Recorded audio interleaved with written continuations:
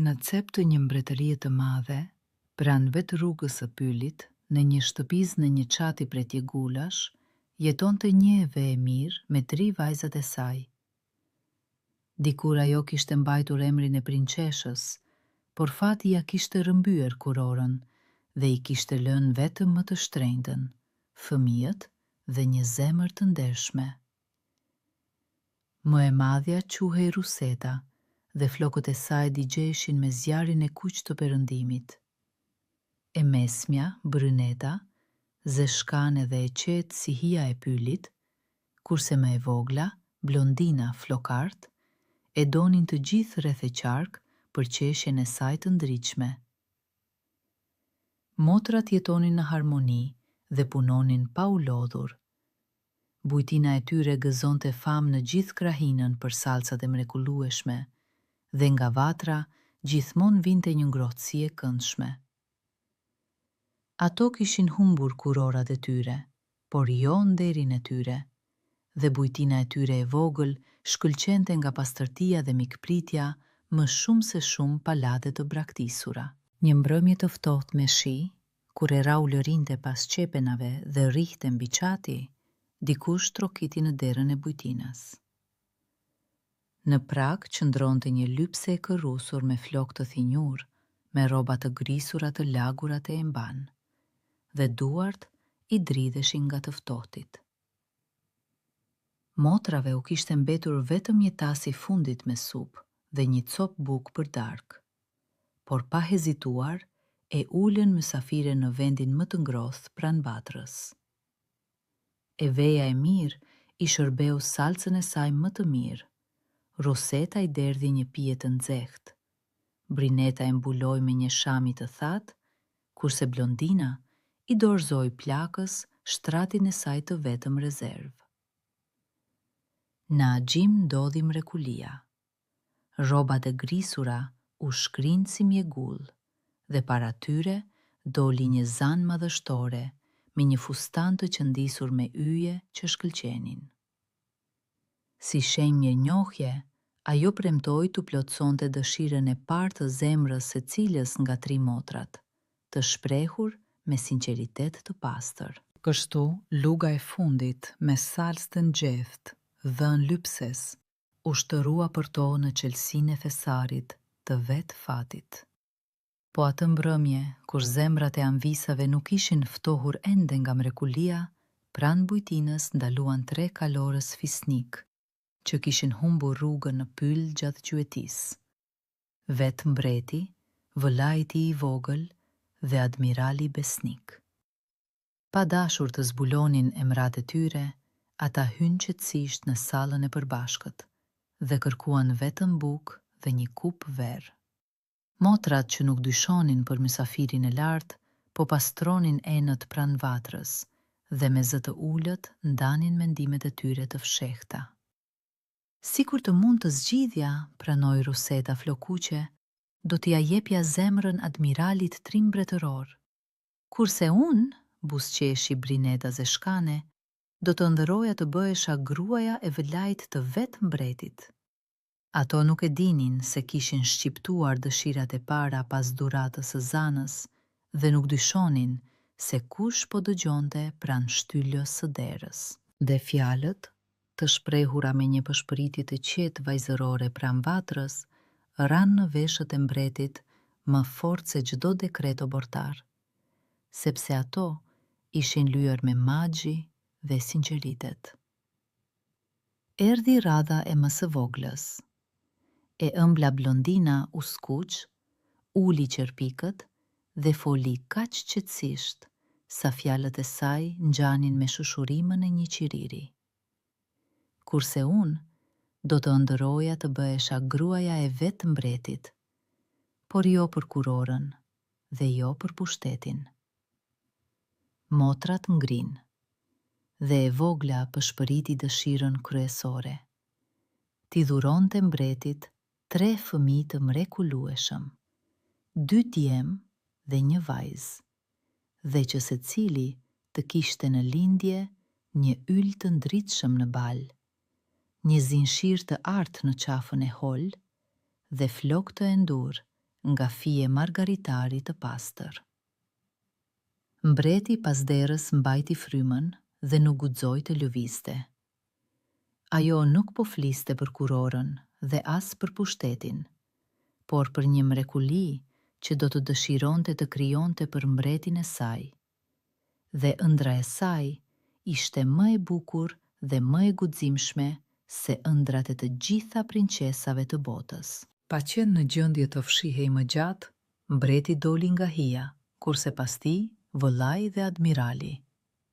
Motrat të friksuara lëshuan peshqirët dhe ngrin pranë vatrës. Para tyre qëndronte vetë sundimtari i mbretërisë. Por mbreti buzëqeshi aq ngrohtë dhe miqësisht, sa frika e tyre u shkrisi brëma në diel. Mos u trembni anvizat e mira, tha ai. Ne I dëgjuam dëshirat tuaja të zemrës së pastër, dhe unë, me pushtetin tim, do t'i përmbush ato, po në këtë çast. Unë vetë do t'a çoj në kuror të bukurën blondin. Vëllai im do t'a quaj bashkëshorte Brinetën, kurse admirali besnik, Rusetën Flokkuqe. Nëna dhe vajzat nuk gjenin fjalë nga habia, dhe ëmbla blondina u skuq tërësisht. Kështu 3 ëndra, të shprehura me pëshpëritje në heshtjen e bujtinës, u dëgjuan dhe po në atë çast u shndëruan në 3 premtime mbretërore. Në palat nisën përgatitjet për një festë të papar, për 3 dasma madhështore njëherësh. Katedralja e vjetër u zbukurua me trëndafila të bardhë, dhe nuset u veshën me mëndafsh dhe dantela që shkëlqenin më shumë se bora e mëngjesit. Dhe në një ditë të vetme, 3 vajza të thjeshta nga bujtina anës rrugës u bën zonjat e para të gjithë mbretërisë, kurse dhëndurët e tyre nuk I ndanin sytë e lumtur prej tyre. Por mes gëzimit të përgjithshëm, kishte një hije të qetë. Princesja e vjetër nën nuk pranoi të vendosej në palat. Unë jam shumë e moshuar për bujen e oborit, tha ajo duke bekuar vajzat. Unë e di sa e mashtruese dhe shqetësuese është jeta në palat. Vendi im është këtu, në bujtinën time të qetë. Ato hynin në palat, të verbuara nga shkëlqimi I lumturisë së tyre të re, dhe vetëm nëna e tyre e moshuar shihte hijet që po dëndësoheshin tashmë pas shpinës së tyre. Por në palat jetonte një njeri, zemra e të cilit nuk u zbut nga lumturia e tjetrit. Ajo ishte mbretëresha e vjetër nën, krenare dhe mendimadhe, e mësuar të urdhëronte. Që nga çasti I parë, ajo e urreu reje e re. E pavler vajz nga një bujtin anës rrugës, fëshëllente ajo në dhomat e saj.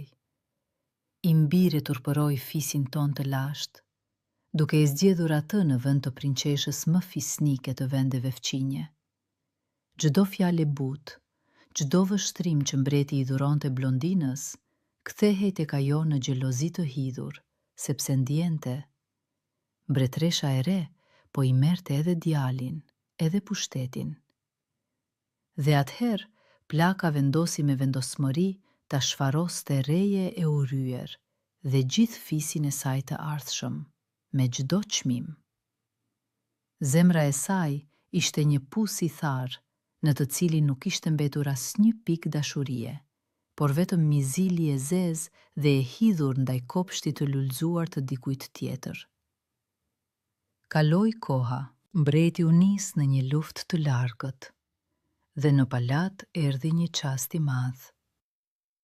Mbretëresha e re Blondina lindi mrekullinë e premtuar, 2 djemë dhe një vajzë, dhe secili kishte në bal një yll të ndriçëm, një zinxhir të artë në qafën e hollë, dhe flokët shkëlqenin si fije margaritari të pastër.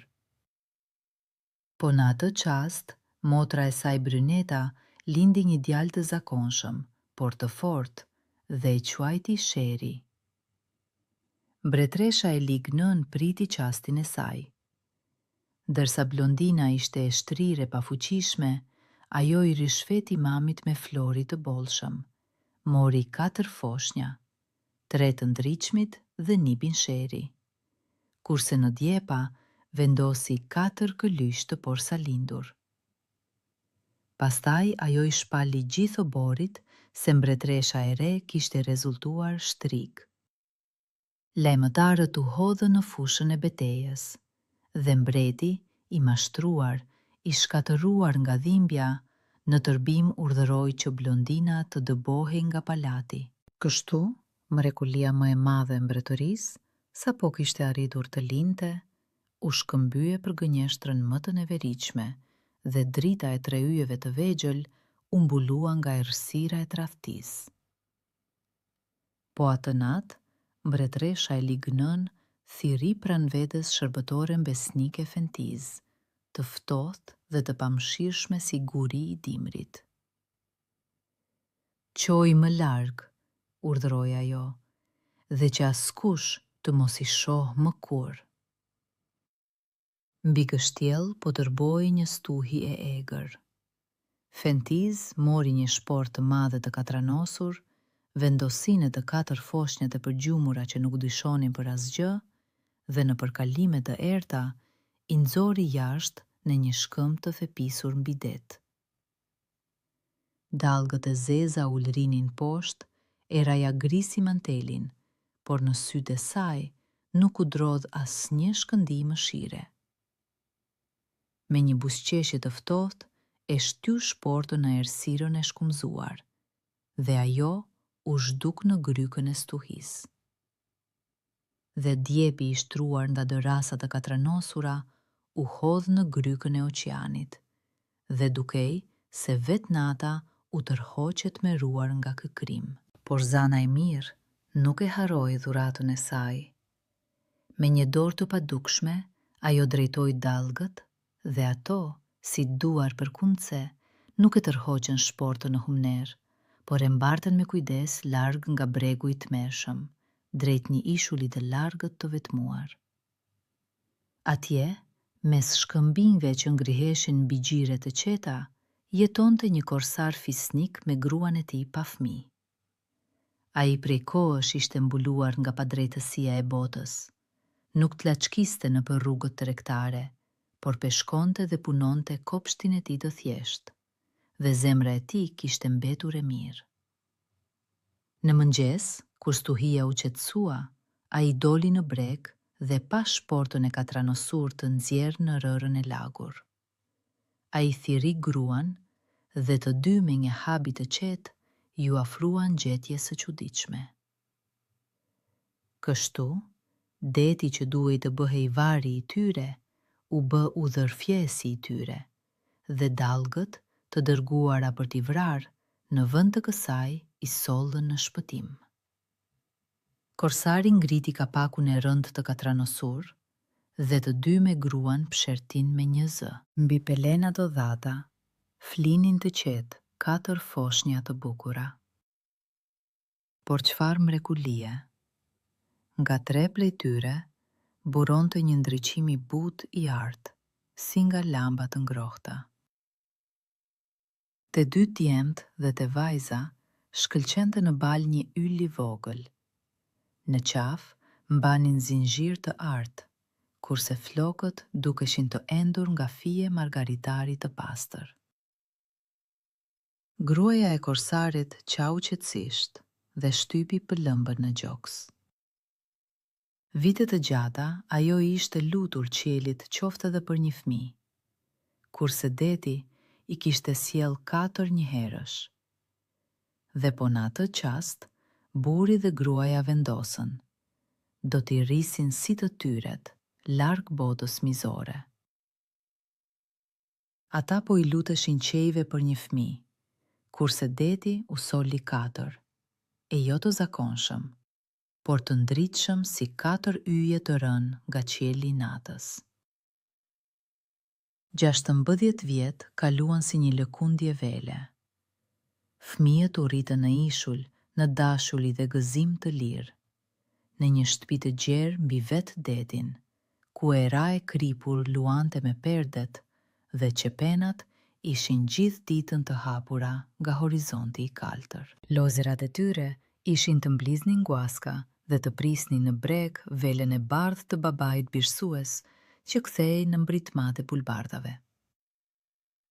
Korsariu mëson të djemve të mbanin shpatën, të ngrinin velat dhe leconin yjet mbi kuvertën e natës.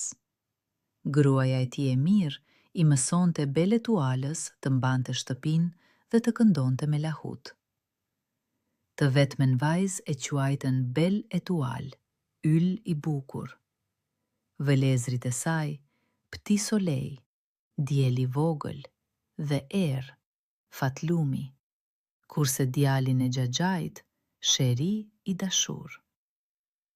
Ninula e tyre ishte kënga e dallgës, kurse lodhrat e tyre, guaskat dhe copa anijesh, dhe ata u rritën aq të lirë dhe të fortë sa vetë deti. Por me kalimin e viteve në këtë botë të kthjellët, si gjiri i mëngjesit u fut një trishtim i qetë.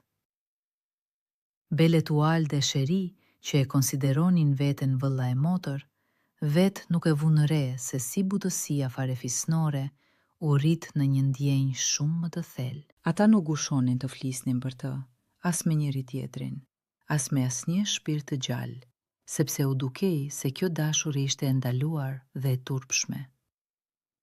Dhe filluan të kërkonin dhe të shmangnin njëri tjetrin një herësh. Donjëherë Beletual shkonte vetëm te shkëmbinjt për të qetësuar zemrën e tradzuar. Donjëherë Sheri zhdukej deri në muzg në det. Kur u qëllonte të mbeteshin vetëm, ata shkëmbenin vetëm vështrime të shpejta, plot mal, dhe çdo qast i til i dijte më fort se dieli i korikut. Zemrat e tyre flisnin në gjuhën e dashurisë, por mendja i detyronte të heshtnin, dhe kjo heshtje për ta ishte më e rëndë se zinxhirët më të fortë. Një natë me hënë, pa mundur të qetësonte tradhzimin e zemrës, Beletual doli të merrte frymajër deti. Duke shkelur qetësisht me këmbë të zbathura, ajo kaloi nëpër korridorin e ngushtë pranë dhomës së prindërve birsues, dhe papritur dëgjoi zërat e tyre të mbytur. Ata po flisnin me lot në zë, duke kujtuar se si 16 vjet më parë, stuhja kishte hedhur në këmbët e tyre një shport të katranosur, dhe në të 4 foshnja, 3 prej tyre me yje në balë. Beletual ngriu pranë murit, pa guxuar të merrte frymë. Ajo kuptoi gjithçka, se nuk ishte e tyrja për këta njerëz të mirë, se vëlezërit e saj nuk ishin vëlezër, se Sheri për të nuk ishte vëlla, dhe dhimbja e humbjes dhe lehtësimi i mrekullueshëm njëherësh ran mbi shpatullat e saj. Dhe fjalët që nuk ishin caktuar për veshët e saj shkatëruan gjithë botën e saj të zakonshme, por mbi rënojat e saj i dhuruan asaj lirinë për të dashur. Sa po rrezja e parë praroi kreshtat e dallgëve, Beletual mblodhi vëlezërit dhe Sheri në breg, ku askush nuk mund t'i dëgjonte. Ajo u tregoi gjithçka që kishte dëgjuar natën, edhe për shportën, edhe për stuhin, edhe për yjet në balë. Të rinjt mbeten të heshtur nga habia, dhe kur kuptuan se Beletual dhe Sheri nuk ishin vëlla e motër me gjak, te të dashuruarit u ndez një gëzim i qetë, që e fshihnin prej kohësh. E megjithatë nuk ishte koha për të festuar. Ne nuk mund të jetojmë në padituri, tha vendosmërisht Beletual. Diku po na pret nëna e vërtet. Ne duhet ta gjejmë atë. Dhe të 4 u betuan, në udhtim të gjithë së bashku. Kështu fsheftësia e lindjes së tyre u bë për ta jo një malkim, por një hartë, dhe dashuria e tyre e vogël personale u rrit në një qëllim të madh të përbashkët, të gjenin shtëpinë e tyre të humbur. Prindrit birsues, duke parë vendosmërinë e tyre të prerë, nuk i ndaluan. Ata bekuan udhëtarët e rinj, pajisën anijen më të mirë të korsarit, mbushën magazinat me ushqime dhe vetë nxorën nga xhiri i qetë.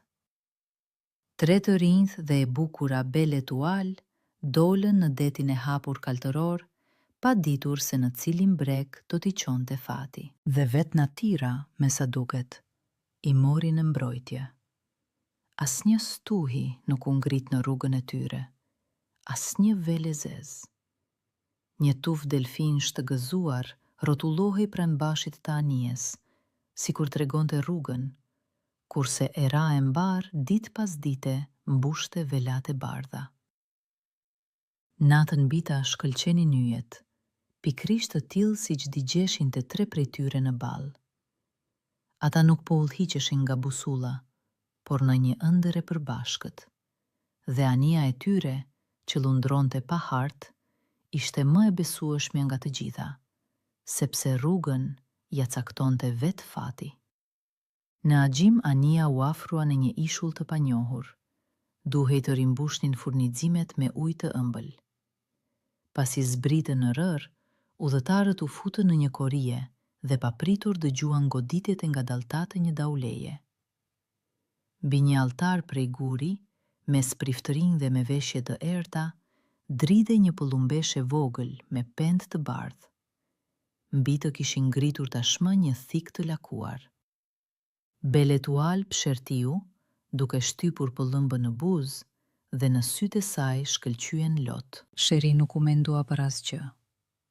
Ai ndhori shpatën, u hodë drejt altarit si një petrit i ri, shpërndau priftërinjtë të tmerruar dhe me kujdes e liroi të burgosurëm nga duart e tyre. Pëllumbesha, përpara se të ngrihej në qiell, gugatu me mirënjohje dhe lëshoi te këmbët e sherit një pend të bardhë.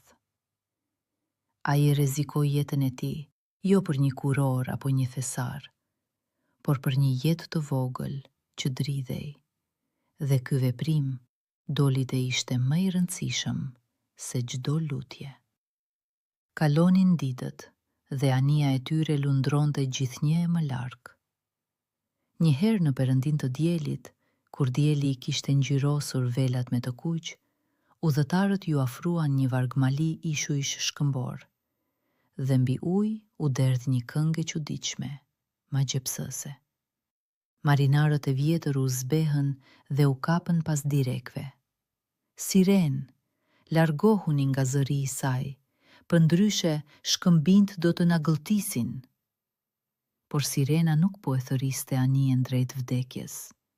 Ajo po këndonte për fëmijët e ndritshëm. Po këndonte për një palat të largët, të humbur që në lindje, për mbretëreshën nën, të zezë si nata e dimrit, për 3 thesare që vetë do t'i qonin drejt së vërtetës, dhe premtonte fat të mirë për dashurinë e pastër dhe besnike që e kishte dalluar në zemrat e tyre.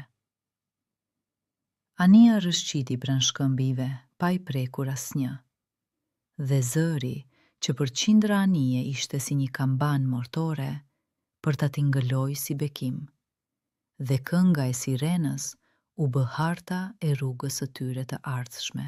Kaluan edhe shumë ditë të tjera, dhe një mëngjes në horizont u ngritën kulat e bardha të një mbretërie të madhe, madhështore dhe të pasur.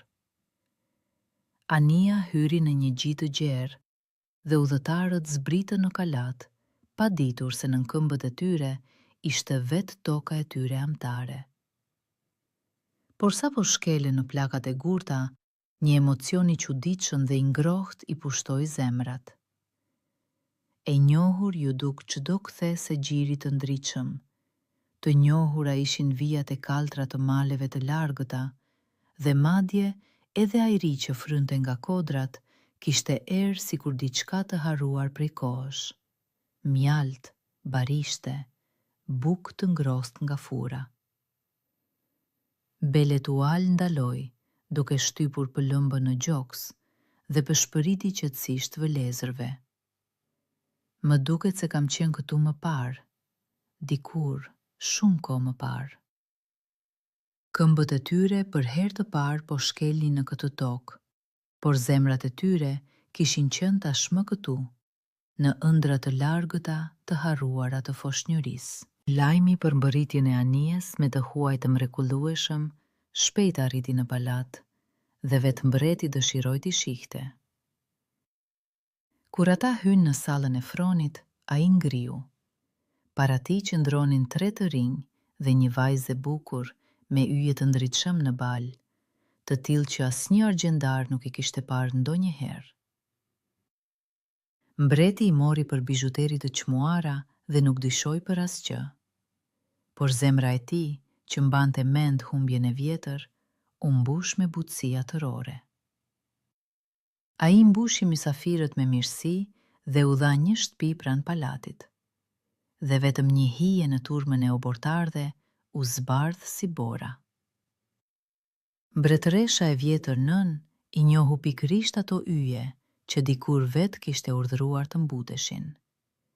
Krimi që ajo i kishte llogaritur të varrosur në thelsinë e detit i u kthye i gjallë. Dhe po në atë çast, ajo dërgoi besniken Fentiz, pikërisht atë që kishte ulur shportën në dallk për t'i shfarosur me dinakëri. Babai shihte ata dhe shihte vetëm të huaj të bukur, kurse gjyshja i shihte ata dhe shihte fantazmat e krimit të saj, që ishin kthyer nga thelësia e detit. Nuk kaluan as disa ditë kur tek dera e shtëpisë së re u shfaq një plakë e kërrusur me flokë të thinjur. Zëri i saj ishte i butë si kadife, lëvizjet e përmbajtura, dhe Beletual e mori për një fqinje të mirë. Ishte Fentiz. Ajo e përkëdheli vajzën me lavde, u mahnit me bukurinë e saj dhe pastaj, duke pshertirë ëmbëlsisht, shtoi: "Ah, fëmia im, vetëm një gjë i mungon pamjes tënde të mrekullueshme për përsosmëri hynjore." Dhe filloi rrëfimin për ujin valëzues, që rjedh si qelës i argjend në thelsi të pyllit të ndritur. Thuhet se kush lan fytyrën me të, fiton në rininë e përjetshme dhe një bukuri që nuk venitet me vitet, përshpëriste plaka, duke heshtur për rojet e tmeshme të burimit. Zemra e re e Beletualës u ndez me një dëshirë të fshehtë, dhe sapo sheri dëgjoi pshërtimën e saj të qetë, ai menjëherë u betua se do ta silte këtë ujë. Ajo po fliste për bukuri, por në të vërtetë po mbilte fara rreziku, dhe fjalët e saj ishin një kurth ku si karem shërbente vetëm ndjemadhësia vajzërore. Kurse sheri tashmë po kthehej. Plumbesha e shpëtuar u shndërrua në një zanë mbrojtëse dhe i tregoi shtigjet e fshehura. Kafshët mjënjohëse hapën një tunel nën toksor, pikërisht deri te burimi, dhe i riu u kthye me ujin e dëshiruar. Beletual lau fytyrën dhe u bë edhe më e bukur. Por Fentiz nuk u qetësua. Duke shtypur ëmbëlsisht pëllëmbët në faqe, plaka kërcëleu: "Ah, tani ke bukuri të përjetshme, fëmijë, por çfarë vlere ka nëse nuk e di kush janë prindrit e tu?" Dhe filloi rrëfimin për mollën këndimtare që piqet në një kopsht të magjepsur.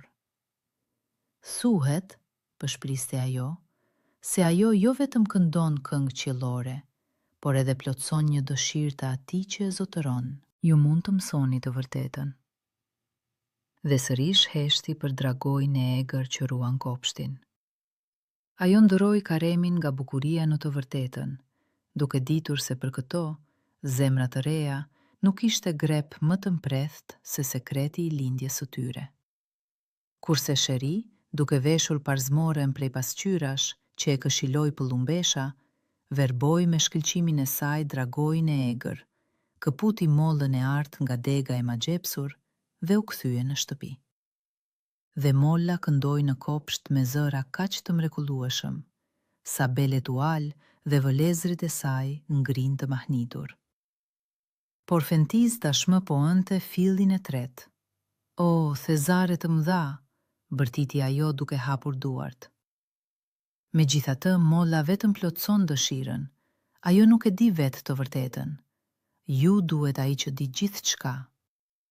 Dhe duke ullur zërin në një pëshpritje misterioze, tregoi për zogun e gjelbër të së vërtetës, që jeton në majën e malit të zi të paarritshëm.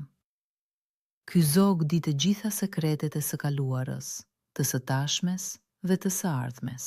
Vetëm ai do t'ju thot emrat e prindërve tuaj dhe do t'ju tregoj gjithë historinë e jetës suaj. Ky është hapi i fundit dhe më i besueshmi. Ajo nuk u ofroi atyre thjesht një thesar, por vetë të vërtetën, pa thënë se rruga drejt kësaj të vërtete kalon përmes një gjumi të përjetshëm prej guri. Sa po dëgjoj për zogun e së vërtetës, Beletual u ndez me një dëshirë kaq të paduruar sa harroi gjithçka në botë. Sheri, i dashurim, sile atë për mua, ju lut ajo. Dhe Sheri, duke mos mundur të refuzonte, ngriti përsëri shpatën. Në rrëz të malit të zi, vëlezrit mbetën të prisnin poshtë, kurse Sheri filloi ngjitjen e rëndë. Por sa po këmba e tij preku shkëmbin e fundit, toka nëntë u hap, dhe para syve të vëlezërve, i riu u kthye në një figurë të ftohtë prej guri. Pti Solej, pa kuptuar veten nga dhimbja, u hodh pas tij, dhe menjëherë ngriu si gur i përhimët. Atëherë edhe duke qarë, u hodh në ndim, dhe një gur i tretë u ngrit në mal. Kurse Beletual, duke vrojtuar nga larg, kuptoi me tmerr. Padurimi i saj kishte shkatëruar të gjithë ata që ajo donte. Kështu, dëshira e zjarrt për të ditur të vërtetën u ngri nga fryma e ftohtë e magjisë, dhe 3 të rinjt trima u bën vetëm pjesë e koleksionit të heshtur prej guri të këtij mali të mallkuar. Për një kohë të gjatë, Beletual qëndroi në rrëz të malit të zi, sikur vetë ishte kthyer në gur. Para saj, 3 figura të heshtura, dhe zemra i shqyhej nga pikëllimi dhe faji. Jam unë, padurimi im i shkatëroi ata, pëshpëriste ajo. Por papritur ngriti kokën dhe në sytë e saj nuk shkëlqyen lot, por qelik. Mjaft me dërgjimin e të tjerëve drejt vdekjes, të dashurin dhe vëlezrit duhet t'i shpëtonte vetë. Mes shkëmbinjve shtrieshin parzmoret e braktisura të kalorsve të mëparshëm që ishin ngurcuar. Beletuale mori një këmishë të hekurt dhe një përkrenare, fshehu në të flokët e artë, ngjeshi shpatën, dhe u bë në rrëz të malit një luftëtar i ashpër, në të cilin askush nuk do të kishte njohur vajzën e ëmbël. Lotët e saj u thanë, duke u kthyer në qelikun e vendosmërisë së saj, dhe ajo veshi parzmoren jo për lavdi, por për shlyerje, duke u bërë kalorës pa dashje. Beletual filloi ngjitjen përgjatë shtegut të mbuluar me dëbor. Era fishklente mbi humner, këmbët i tundeshin, por ajo ngjitej gjithnjë më lart, pa parë mbrapa. Papritur, te vetë skaji i shtegut, në një grumbull të thellë dëbore, ajo pa një tupth të vogël të bardhë. Ishte një plumbesh, mezi e gjallë nga të ftohtit, dhe gjoksi i saj mezi dridhej. Beletual e njohu, pikërisht atë që Sheri dikur kishte shpëtuar nga thika. Dhe, duke harruar për një qast nxitimin e saj, u gjunjëzua, mori zogun e ngrirë në pënd, e ngrohu me frym dhe e fshehu në këmishën e hekurt, pranë vetë zemrës. Pasi u ngroh, pëlumbesha u trondit, shkëlqeu me një dritë të qetë, dhe para syve të vajzës së mahnitur, u zhderua në një zan të bukur mbrojtëse, me një fustan të qëndisur me yje. Dhe ajo, që po nxitonte të shpëtonte vëlezërit e saj, ndaloi për të shpëtuar një zog të vogël, pa ditur se pikërisht në këtë jetë të vogël fshihej shpëtimi për të gjithë. Zana buzëqeshi me dashuri dhe i mori duart e Beletualës në të sajat. Për zemrën tënde të pastër, tha ajo, do të zbuloj sekretin e malit të zi. Ky mal ndëshkon mendje madhësinë dhe forcën. Kushdo që u ngrit në të për të marrë zogun e së vërtetës me armë, u zhdërua në gur. Mos u ngjit, fëmia im. Zbrit në vetë rëzën, hiq këmishën e hekurt, u lumbi një gur të thjesht dhe mos bëj asgjë. Vetëm qetësisht, nga zemra e pastër, këndo këngën më të trishtuar për dashurinë tënde dhe për vëllezërit e humbur. Zogu do të dëgjoj dhe do të vi vetë të ti. Tha kështu dhe u shkri në ajrin e yjeve. Ajo po i mësonte se këtë maj mund të pushtonte jo me hapa, por me zë, dhe se arma kundër malkimit prej guri do të bëhe jo çeliku, por një këngë e thjesht e sinqert. Dhe Beletual bëri ashtu siç urdhëroi Zana. Zbriti në vetë rëzën, hoqi këmishën e rënd të hekurt, u ul mbi një gur të thjesht gri dhe filloi të këndonte qetësisht. Ajo këndonte për pikëllimin e saj, për sherin e ndritshëm, për tre të rinj të gurzuar, për dashurinë që është më e madhe se të gjithë malet e botës. Zëri i saj, i butë dhe i trishtuar, ngrihej mbi dëborën, përqafonte shkëmbind dhe shkrihej diku te vetë maja. Dhe papritur nga lart, sikur nga një re, ju përgjigj një tingull i mrekullueshëm, i argjend. Zogu i gjelbër i së vërtetës, i magjepsur nga pastërtia e këngës së saj, fluturoi vetë poshtë dhe ju ul në supë. Të kam pritur prej kohësh, tha ai, do të vi me ty. Dhe Beletual e vendosi me kujdes në një kafaz të artë. Kështu, pa bërë asnjë hap lart, ajo pushtoi malin e paarritshëm dhe kënga e saj, e endur nga dashuria dhe pikëllimi, u bë rjeti më i fortë në të cilin ra Zogu i së vërtetës. Zogu paloi krahët e gjelbër dhe u përkull qetësisht në supë të Beletualës. Më thuaj, ju lut vajza, si ti shpëtoi vëllezërit? Zogu vetëm buzëqeshi me syrin e zi.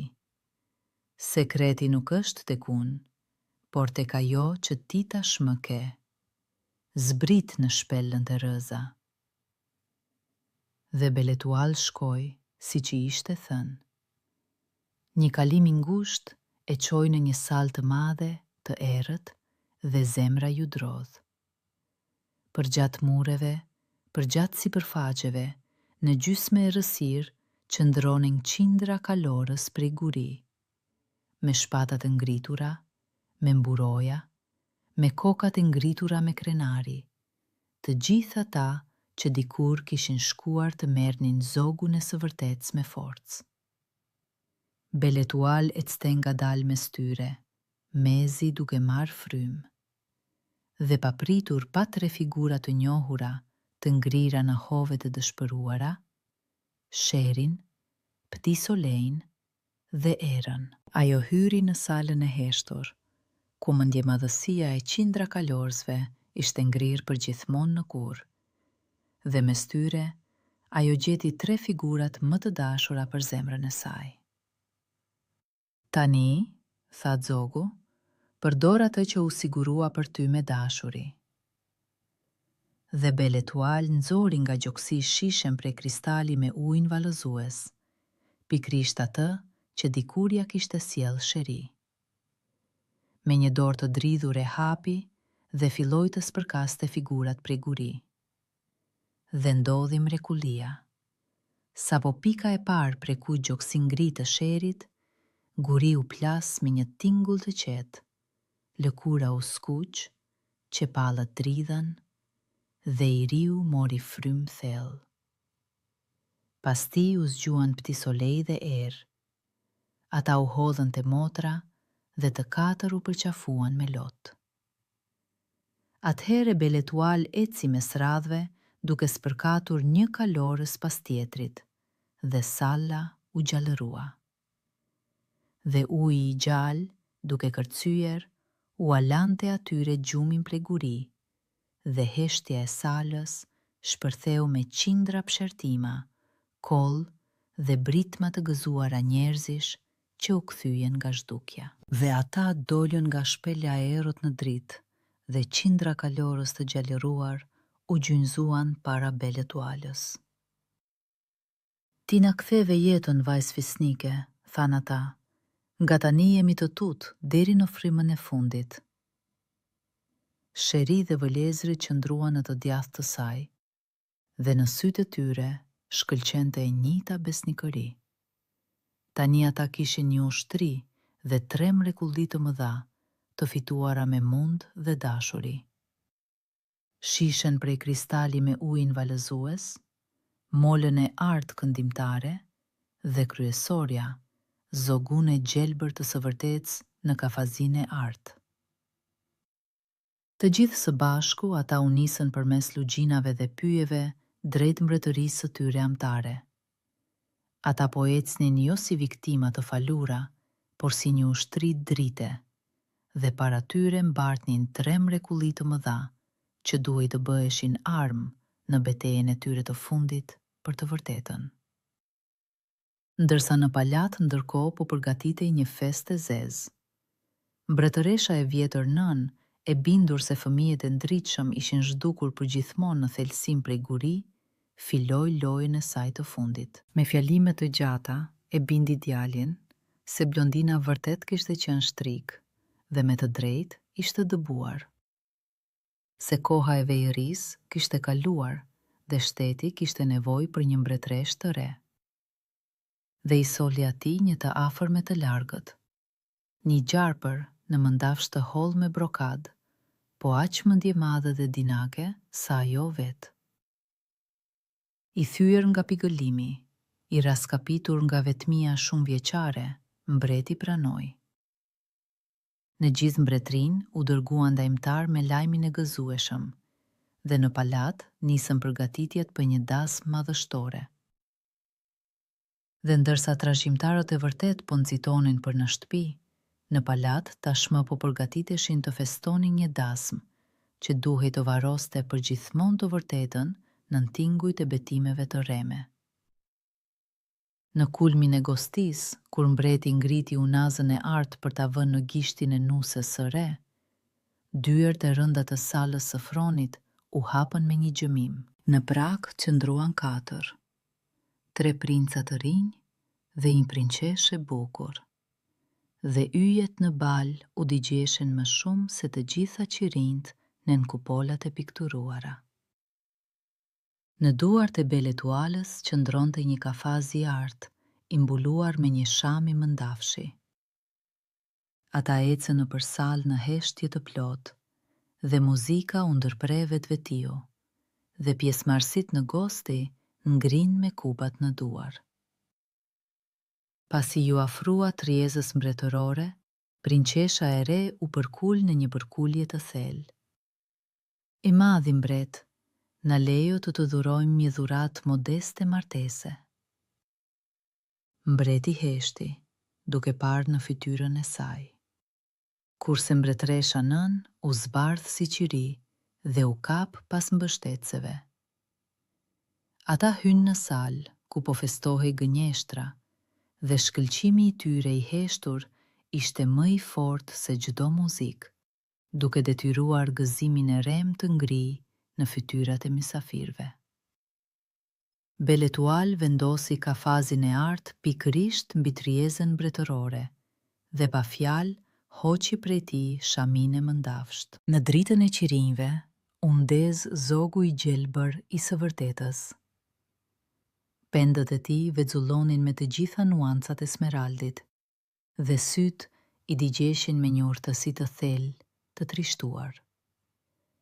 Dhe atëhere ai ngriti zërin, jo një cicërim zogu, por një zë të qartë, njerëzor, që u shtri në përsal si një kambanj. Dëgjo mbret, tha Zogu. 16 vjet më parë, mbretëresha jote, e ëmbla blondin, të lindi 2 djem dhe një vajzë me yje në bal, mrekullinë e premtuar. Por nëna jote, e verbuar nga urrejtja, i zëvendësoi foshnjat me këlysh, shpifi mbi të pafajshmen dhe urdhëroi besniken Fentiz të hidhte shportën me fëmijët në dallgët e stuhishme.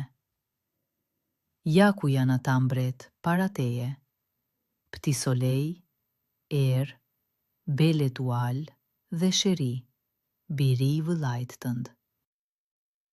Askush nuk guxoi të merrte frymë dhe çdo fjalë binte në zemra qartë si një vul. Dhe Zogu foli. Dhe çdo fjalë e tij ishte një copë mprest e një pasqyre të thyer, në të cilën të gjithë të pranishmit pan fytyrën e vërtet, të shëmtuar të gënjeshtrës shumë vjeçare. Mbreti dëgjonte dhe gjaku ju tërhoq nga fytyra. Ai mbuloi syt me duar dhe shpatullat ju drodhën. Kur Zogu heshti, ai u ngrit, hoqi nga gishti unazën e dasmës dhe e hodhi mbi tryez. Roje, bërtiti ai. Merrni mbretreshën nën dhe Fentizin dhe i mbyllni në kullën më të errët deri në fund të ditëve. Menjëherë dërgoi lajmtar në bujtinën e pyllit dhe në mbrëmje në salë sollën blondinën, të plakur nga pikëllimi i gjatë, ende me rroba të thjeshta. Mbreti ra në gjunjë para saj dhe qau, duke u lutur për falje. Kurse rreth tyre qëndronin 3 fëmijët e tyre të ndritshëm dhe Sheri i ri, dhe lotët të rridhnin në përfaqet e të gjithëve. Kështu, lotët e pendimit lanë 16 vjet pa drejtësie, dhe familja e thyer u bë sërish një e tërë nën kupollat e palatit, që rifitoi shpirtin e tij. Dhe më tej shkuan mrekulit njëra pas tjetrës. Bele Tual lau fytyrën e nënës me ujin valëzues, dhe te blondina u kthye rinia e saj më pashme e butë. Mollën këndimtare e vendosën në mes të sallës, dhe melodia e saj qielore shëroi të gjitha plagët e vjetra që fshiheshin në zemra. Zogu i gjelbër i së vërtetës mbeti të jetonte në palat, duke u bërë rojtari i tij dhe këshilltari i mençur. Kurse kur erdhi zana e mirë, ajo bekoi Bele Tualën dhe Sherin, duke u shpallur të gjithëve se ata ishin kushrinj e jo vëlla e modër me gjak, dhe se dashuria e tyre ishte e pëlqyer nga qielli. Nga bujtina e pyllit erdhi gjyshja e moshuar të përqafonte niprit, dhe motrat Ruseta dhe Brineta qanin nga gëzimi. Dhe në këtë mbretëri, ku përsëri mësuan të vlerësonin të vërtetën, gjatë rrëfehe historia se si 3 ëndrat vajzrore të dëshiruara pranë vatrës në bujtinën e pyllit, mbin përmes gënjeshtrës dhe tradhtisë dhe lulëzuan në lumturi të madhe për të gjithë.